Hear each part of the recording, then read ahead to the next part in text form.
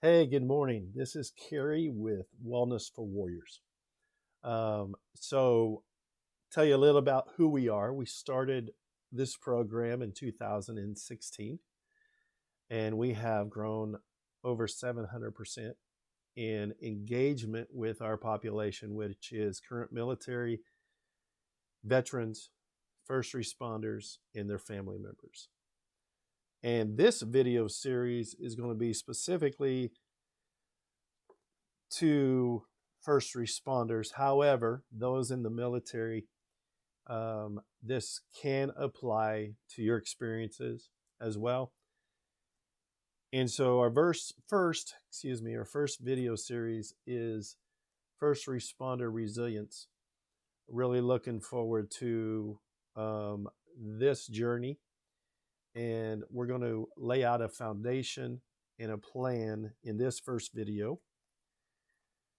Hopefully, our next series will be Bulletproof Spirit. We actually have these books thanks to Brian Mason and his wife. They purchased a bunch of these books, and they are in our goodie bags that we're handing out to those that we engage with.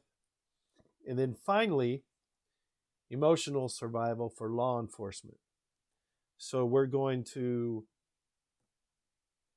be talking about resilience for the next several months here in the Springfield, Missouri area and Southwest Missouri area. The COVID numbers are high, but as I was telling someone before that, even before COVID, we had a lot going on. We had the opioid crisis, and our mental health and our emotional health and our spiritual health and even our physical health had been strained already. So when we started this program in 2016, and once we started engaging with our community and with our staff, we have literally seen a growth that is phenomenal. So really excited about this. So we're going to talk about this in this first video, and we're going to keep these videos short. So for those of our population, our first responders that have little time to watch videos, we're going to keep these short, less than 15 minutes for each video, but it's going to be full of information that we believe will be beneficial to you. So this book was written by Tanya Glenn. Her focus is first responder resilience, but her foreword was actually put out by what's his name? It's Michael Durant. And so if you ever watched the movie Black Hawk Down, he was actually in one of the Black Hawks that went down in Somalia. And basically, he said in the foreword that it's very, very important that we provide proper care. So at Wellness for Warriors, we have professionals that have donated their time. We currently have professionals that are engaging with us and are there to connect with our population as needed. And so what we're going to be focusing on is hopefully giving some hope and encouragement to all of us. And so this will also be going to our mental, not our mental, I keep saying mental, our professional healthcare staff. So our healthcare clinicians, our healthcare workers. Right now, our hospitals are very, very busy, and everybody is very, very busy. And so we're hoping to provide a tool that will help everyone move forward through this challenging time. I want to read this. This was actually the very beginning of her book. The number of people that leave public safety because of addiction to drugs, alcohol, domestic violence issues, or even worse, suicide, because of the impacts from post-traumatic stress from the things that they have seen and the events they have been involved in, is creating a devastating trend in keeping an experienced and happy workforce. Those of us that have given our life to service, we know the challenge uh, it is when you're dealing with stuff each and every day. I talked to a trauma nurse that said, Carrie, we've lost more patients this year than in years past, and it does wear on you. And so we're hoping to provide encouragement and support moving forward. Because even after COVID, and I don't think those, in the medical world and in the first responder world and in the military world, there's always challenges. So we're looking forward to a long-term journey with this population. Wellness for Warriors here in Springfield, Missouri with Cox Health Systems. We have expanded to Branson. We're going to be putting a stronger team together down there. We were already putting a team together in Branson when COVID hit. Monette, we're already putting a team together in Monette. And so it's really exciting what's going on. So let's get to it. And so we want to provide the proper care. And so when people need help, they need it now. And so we have this 24-hour rule at Wellness for Warriors. If someone comes to us to engage with us, we want to make sure that in the first 24 hours, they have the care necessary for whatever they're needing. And so we take pride in that. 2 years ago, we had 6 interventions. This past year, we had 19 interventions. All these have been successful. This year, going off the top of my head, we've probably had 6 or 7 already. And we go October through the end of September, same as Cox Health fiscal year. So we do that in order to keep the numbers even with Cox Health and their fiscal year. So the introduction is simply this, that she talks about, and that is we got to have a plan. And so what we've done at Wellness for Warriors, we've created a first responder resource page. It's ever growing, and we'll be updating it on a regular basis because when people reach out, they need connection. We want to offer them that immediately. And so the purpose is to keep you and your team resilient when the crisis ends. Okay, so we all deal with stuff. We all have seen stuff. We've experienced stuff, and we want to keep moving forward. And so this tool that we're doing right now will hopefully give you tools to keep you strong and keep you moving forward. So even after the crisis ends, you're able to stay online and ready to go.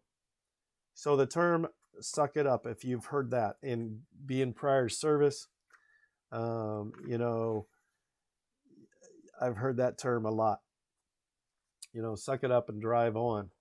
And for the purpose of this video series, we don't want you to suck it up. We want you to reach out.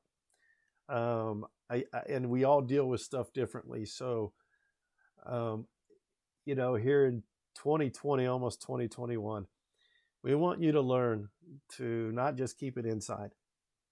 We want you to reach out and connect. We are built for community. We are built for relationships. So I want you to reach out and connect. Now, the time is now for a plan, not the future.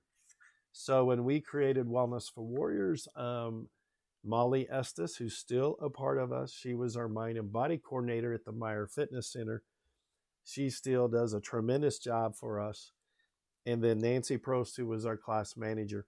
So we put together a plan. Now this plan has expanded and grown, and we're always adding to it. So we don't think for a minute, we just say, okay, we're going to become stagnant. That's not the case because we're always moving forward. But we do have a plan in place. So if you come to us, if you need, whether it's the physical or the mental or emotional or spiritual, we have people you can connect with immediately. And so we're really excited about that. And the plan needs to be simple and resources available. Okay. So if you come to us and say, Carrie, I'm struggling with this, or, what can we do? And so we're going to get you connected that day. And so that's what we pride ourselves in. And I'll tell you this quick story. I was driving to Seymour, and I got this phone call. First responder whose significant other was a veteran. There was 2 issues going on. We were able to help and engage and take care of both of those issues within the hour, and I was on the road. But because we have a team of people working, it's amazing the things that we've been able to accomplish. We also have 2 professional resources, 2 professional counselors that are on board with our mission. These are outside of Cox Health. So we do promote using Cox Health, benefits that they have, and the connections that Cox Health, but a lot of the people that we engage with are in the community. And so we have 2 professional counselors. One is she focuses on female first responders, and the other is former Springfield PD, who is now a professional counselor. And so they're both on board with our mission and vision. They do have their own practice, but they are engaging with us. And so we're able to connect people no matter what they need with somebody, which is really cool.